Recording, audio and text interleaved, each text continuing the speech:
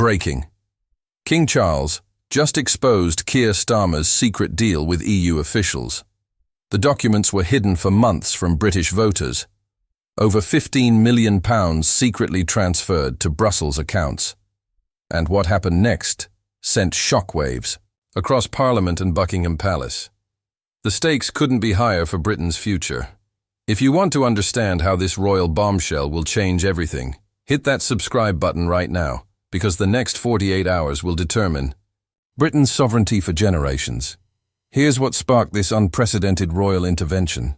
3 days ago, King Charles attended what should have been a routine diplomatic reception at Windsor Castle. Royal protocol demanded the usual pleasantries, handshakes, and carefully scripted small talk. But the king wasn't following the script. Palace. Insiders reveal His Majesty appeared unusually tense. His face was drawn, his manner distracted. During a brief conversation with the French ambassador, Charles abruptly excused himself and disappeared into his private study for 23 minutes. What happened next shocked everyone present. The king returned clutching a leather portfolio, bearing the royal seal. Without warning, he approached Starmer directly. The Prime Minister's smile vanished instantly. His Majesty spoke 9 devastating words that silenced the entire room.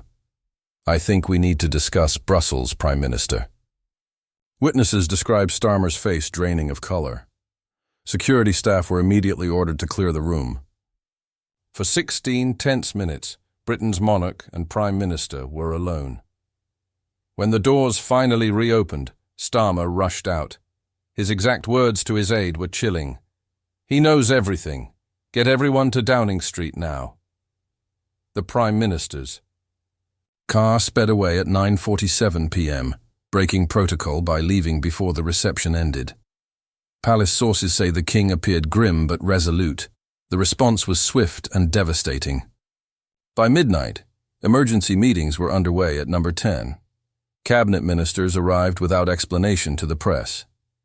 Foreign Secretary David Lammy was spotted entering through the back entrance, his face visibly strained.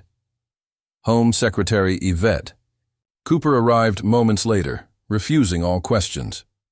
According to senior Whitehall officials speaking on condition of anonymity, Charles had obtained devastating evidence. Leaked documents showed Starmer had secretly negotiated a plan to gradually return Britain to EU regulatory control.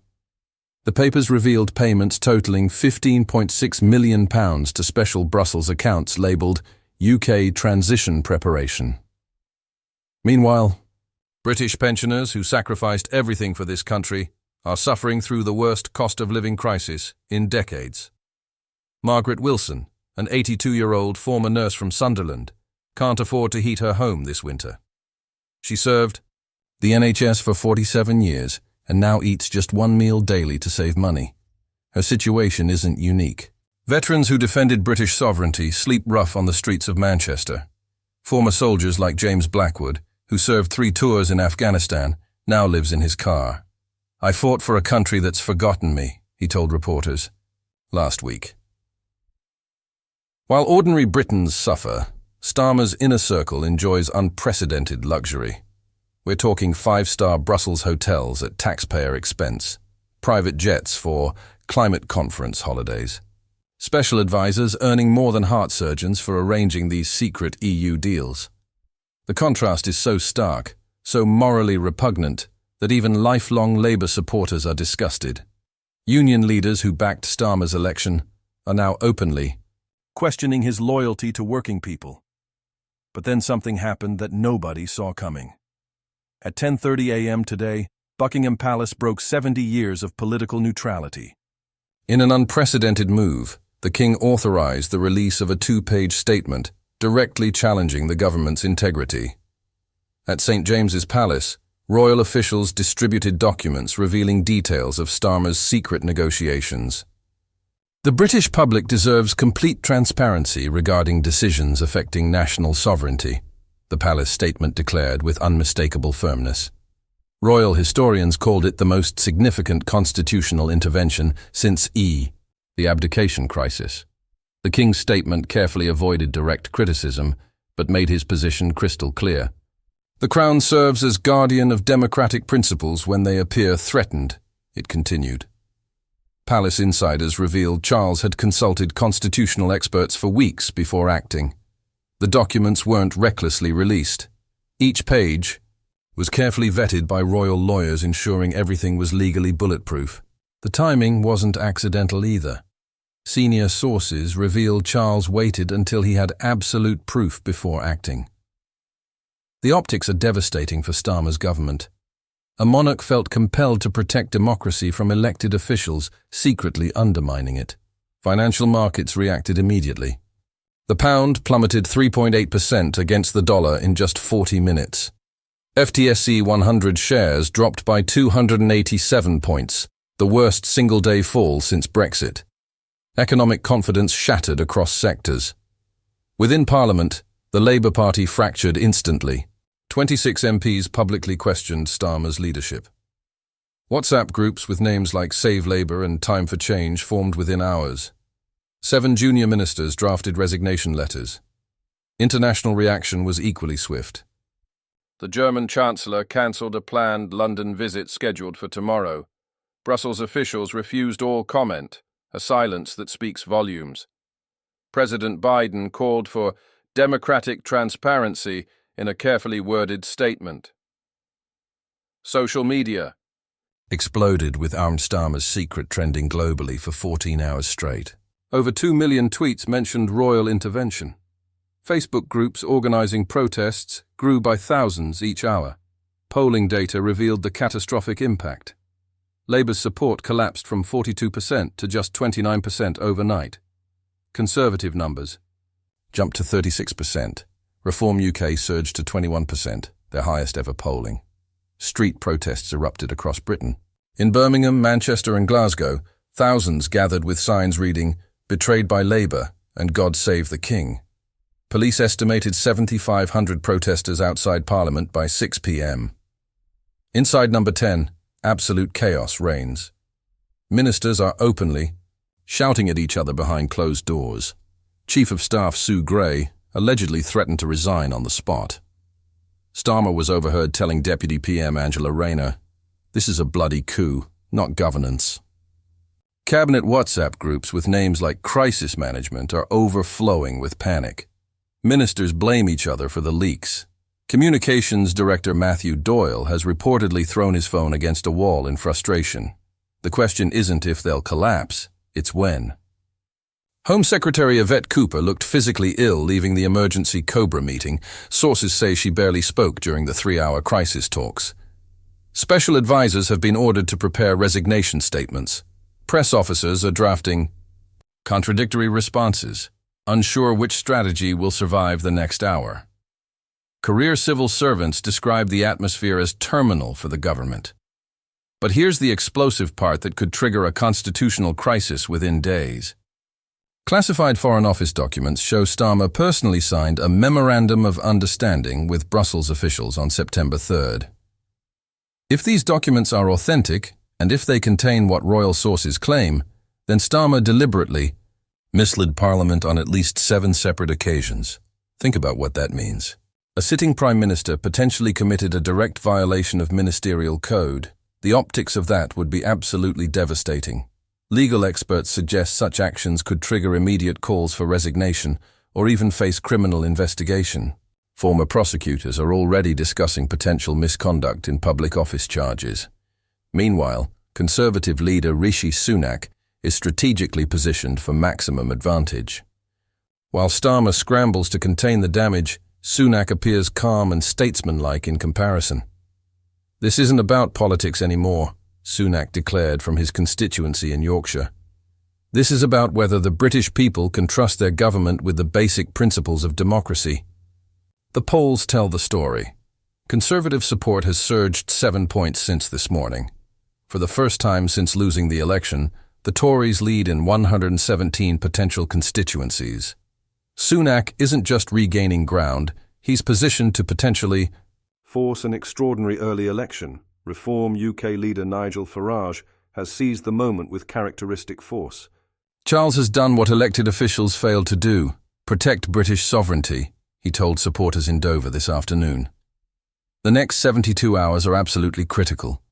Parliament reconvenes tomorrow morning for an emergency session. The Cabinet Office faces potential raiding by authorities.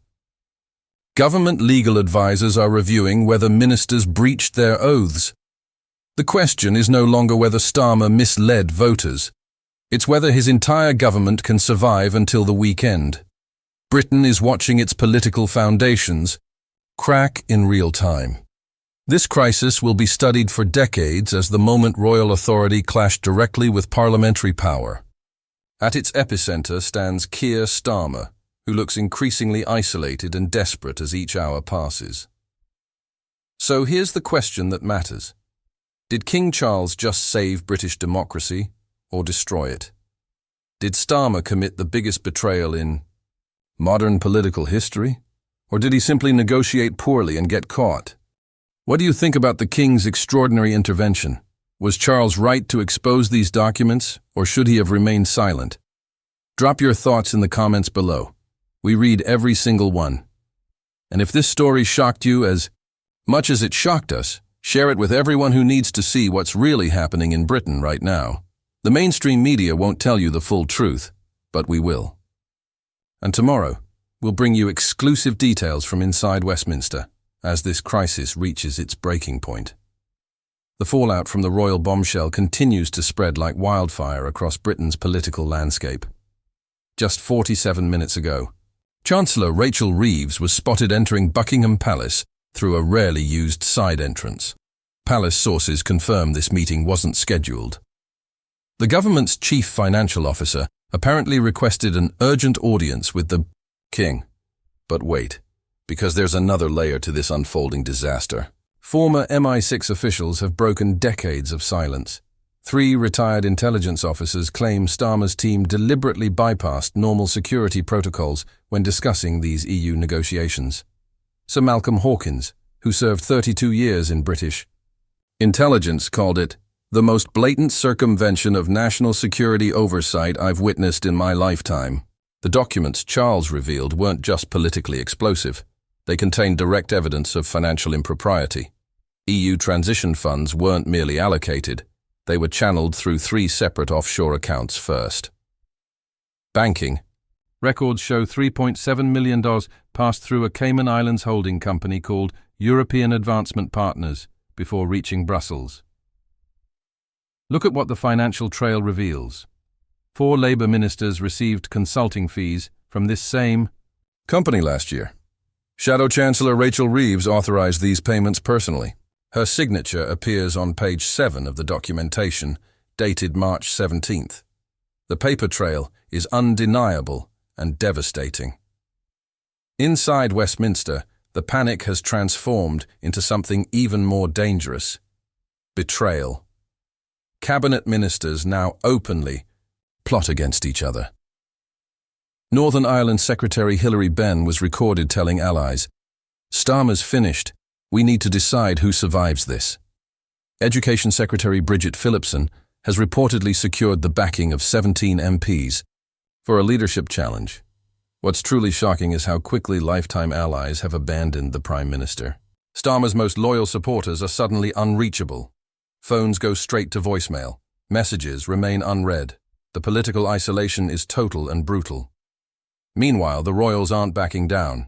Princess Anne, normally the most politically neutral royal, was overheard at a charity function saying, "Sometimes duty requires uncomfortable actions." Prince William cancelled 3 scheduled appearances without explanation. Royal watchers call this unprecedented coordination within the family. But here's where it gets really interesting. King Charles didn't act alone. Security footage from Windsor, Castle obtained exclusively by our sources, shows Justice Secretary Shabana Mahmood entering through the King's private entrance on Tuesday evening. She stayed for 90 minutes. The very next day, she was conspicuously absent from the emergency cabinet meeting. The footage shows something nobody expected. Senior members of Starmer's own government may have helped provide evidence to the palace. The betrayal runs deeper than anyone realized. Market confidence continues to collapse. Investment giant BlackRock issued a warning about constitutional uncertainty in the UK. Major development projects worth over £8 billion have been paused. The Bank of England called an emergency meeting for 6 a.m. tomorrow. Foreign embassies in London are sending urgent dispatches home. Diplomatic sources describe the crisis as potentially regime-threatening. The German ambassador reportedly told staff to prepare for significant governmental transition within days. Here's the most dramatic development that's just emerging. British military leadership has quietly increased security at key government sites. Lieutenant General James Hockenhull, Chief of Defence Intelligence, ordered a precautionary review of continuity protocols this afternoon. In simple terms, the military is preparing for potential government collapse. Veteran MPs say the atmosphere in Parliament is unlike anything they've experienced. Conservative MP Sir Graham Brady, who served through 7 prime ministers, described the mood as reminiscent of the darkest days of the 1970s, when government authority simply evaporated. The documents reveal something even more disturbing. Starmer apparently agreed to allow EU legal jurisdiction over key sectors of the British economy by 2026. This wasn't just regulatory alignment, it was surrender of legal sovereignty in financial services, agriculture, and energy policy. Veterans. Groups across Britain have announced mass demonstrations for tomorrow. The British Legion, representing over 180,000 former service members, issued its first political statement in 103 years. They expressed profound concern about apparent betrayal of national interests and demanded complete transparency regarding sovereignty negotiations. Buckingham Palace security has been quietly enhanced. Metropolitan Police deployed additional armed officers around the royal residence at 3:15 p.m. Counter-terrorism units were seen conducting perimeter sweeps. Royal protection officers have cancelled all leave for the next 14 days. The question on everyone's lips: will the king address the nation directly? Royal precedent suggests this would only happen in moments of genuine national emergency. The last such address outside Christmas was during the COVID pandemic. Sources close to the palace say drafts of a potential speech have been prepared, but no decision has been made. What's clear is that Britain stands at its most dangerous constitutional crossroads in modern history. The carefully balanced relationship between Crown and Parliament lies shattered on the floor. The Prime Minister's authority diminishes with each passing hour. King Charles has gambled the monarchy's future on this extraordinary intervention.